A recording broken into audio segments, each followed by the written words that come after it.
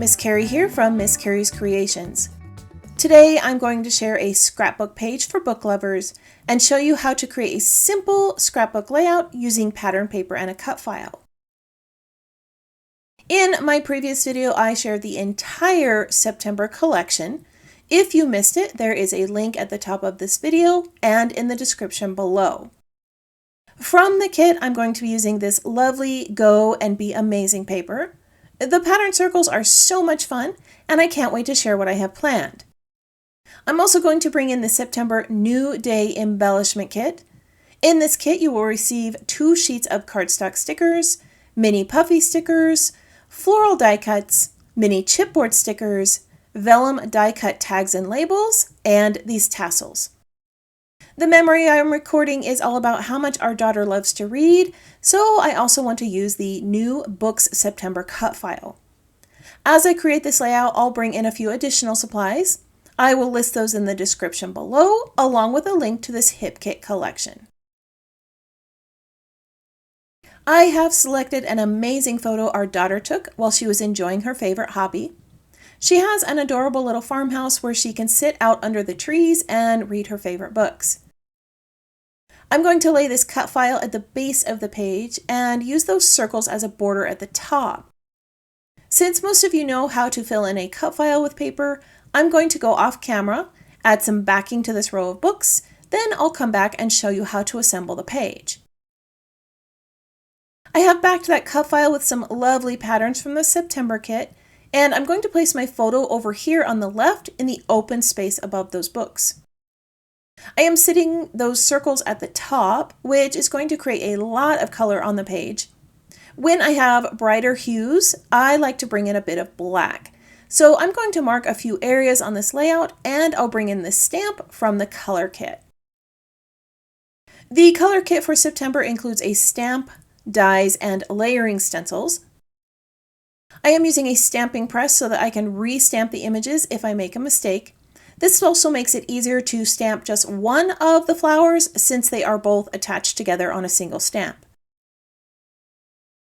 Now that the florals are added, I'm going to bring in a little splatter with black ink.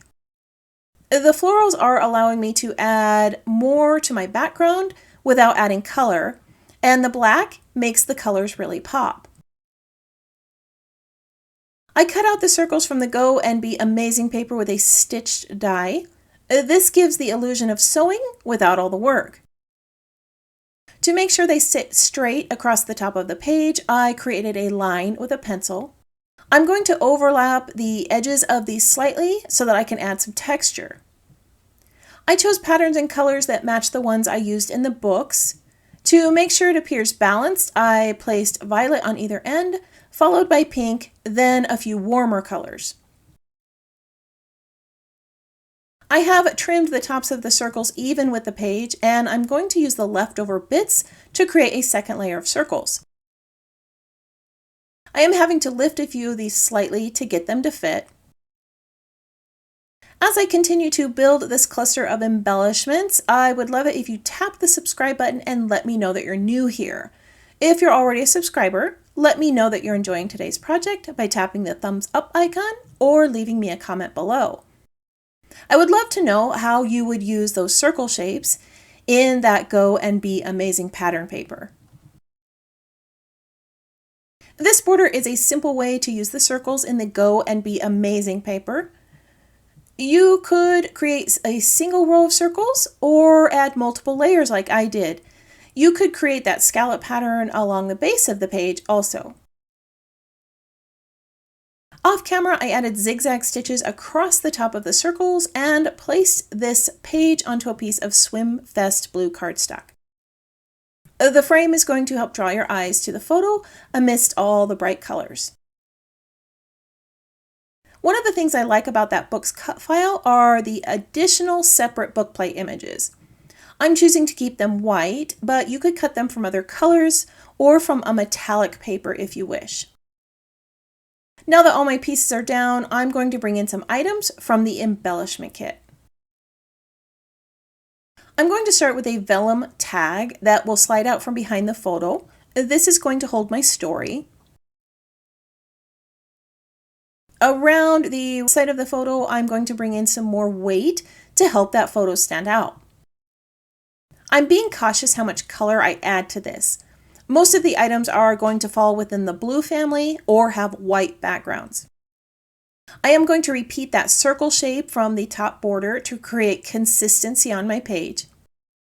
As I add the elements, I'm attempting to create visual triangles with colors in the borders and in the books. This final yellow tag does just that. It creates a nice line from the yellow at the top to the photo to the yellow book.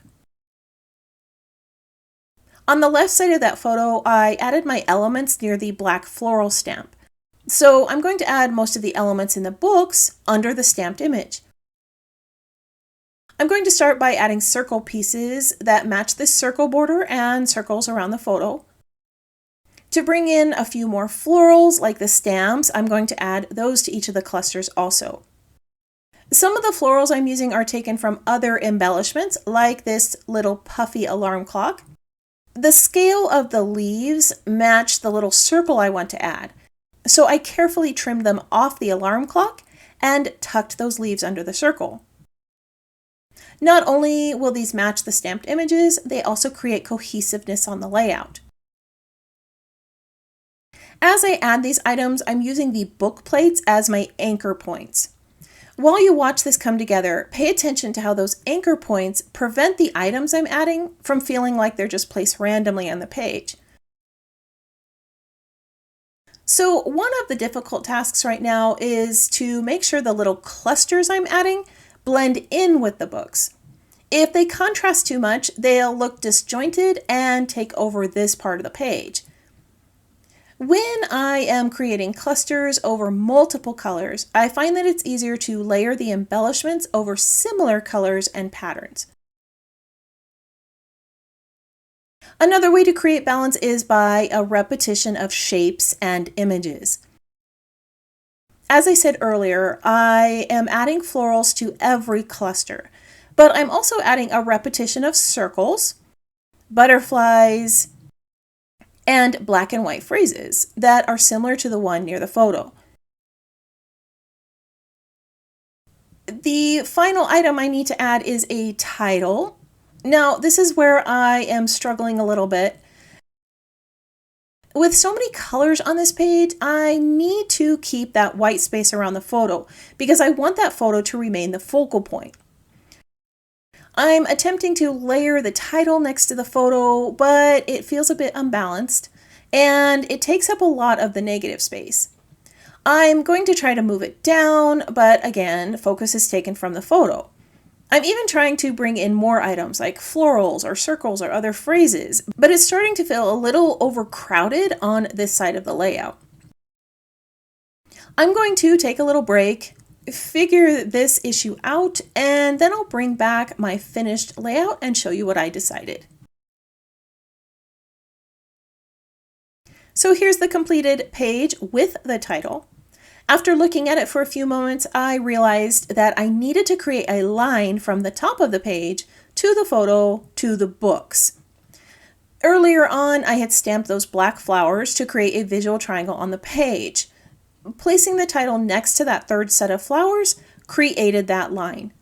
The title in this is blue like the photo frame, and I added a black and white sticker like the ones near the photo and in the books. I also brought in a small cluster of flowers to match all the others. This allowed me to keep all of that lovely white space and not overwhelm the page. I'm going to share a few close-ups of this design so that you can see the lovely details. Today, I shared a unique way to use the Go and Be Amazing pattern paper and shared a few tips and tricks for creating balance on a page with bright patterns. The circle border that was created with the Go and Be Amazing pattern paper is a fun element that you can add to your pages with that book cut file. These two items created quite a bit of color and pattern on this page, but I was able to create balance using the tips I shared with you. Anchor points, layering light color items, bringing in a little bit of black, and repeating shapes are just a few ways that you can create cohesiveness and balance on your layouts. If you're one who likes to pin photos to inspiration boards, I have added still shots of this page in the Hip Kit Facebook group and on my website for you to use.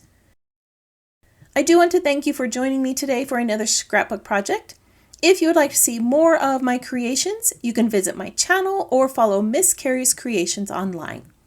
If you have any questions about this project or the supplies listed below, feel free to leave me a comment. I hope you have a wonderful week, and I can't wait to see what you create.